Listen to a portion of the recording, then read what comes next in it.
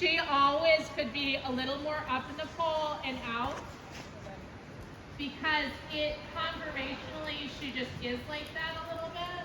Okay. And so I would focus here on, can you get her more up in front? Can you get her ears to the highest point? Now, that's also a question, because I don't know, when you do that and you ride her up like this, do you feel like you have lost the contact? Not necessarily the contact, but I think when Yeah. But so now address that from the hind instead. So here, walk 3 steps, keep her pull up, and let the transition do that. Now trot. Without fiddling with her reins in any way. And then walk 3 steps, try to get her up, and stay in the circle here. So anytime she dives down, keep her here up in front. Here you can bump her up a bit with your hand.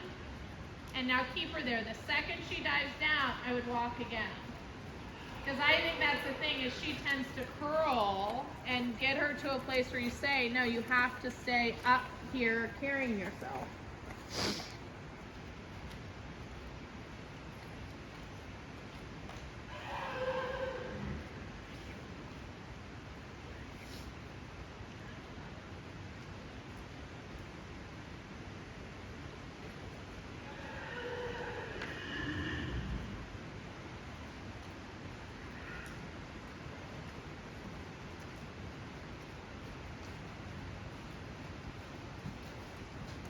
Then come in on the circle to 15 meters. Keep her up. Almost feel like she's above the bit. That's better there. So to me, where you have her going now is still quite round. But I think she needs to get to a place where she carries herself a little bit more on her own. Okay. And now push her out with your leg, but keep her up in front. See how now you can get what's going to feel like a light connection, but she needs to be out more in the neck.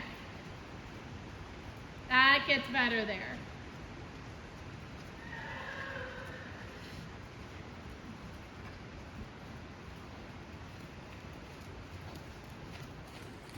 She's a little like stern in the mouth. Yeah, so try for a second driving reins. Do you guys ever do that? Jumping usually, Yeah. See, that to me, when you do that, see how she gets, I think, a little bit more up. Let's just see for 1 second.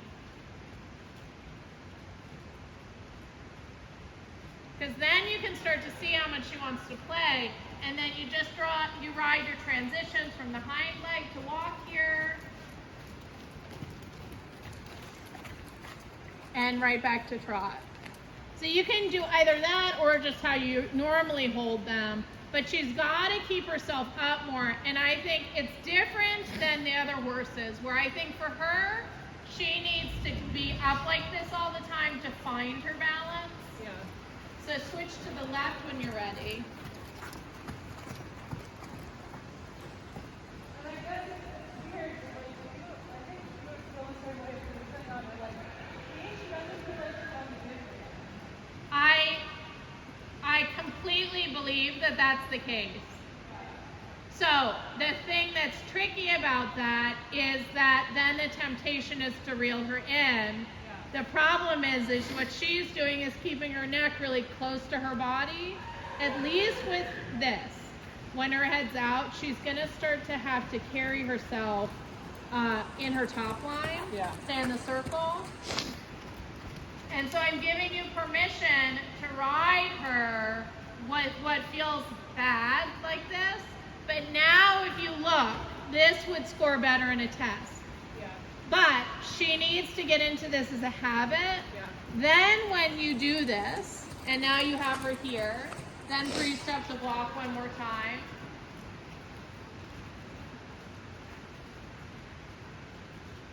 See, the transition comes from the hind leg underneath.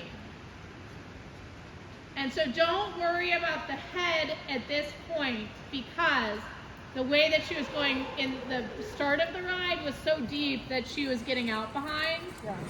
So next time around you circle, you're going to come down the center line and then you're going to leg yield her to the track, but you're going to keep her uphill. You have to train the hind leg to carry more. This gets better. Again, you might feel like you have an ounce of weight in your hand, Right. but it's a lot like Bronte years ago, right? Yeah.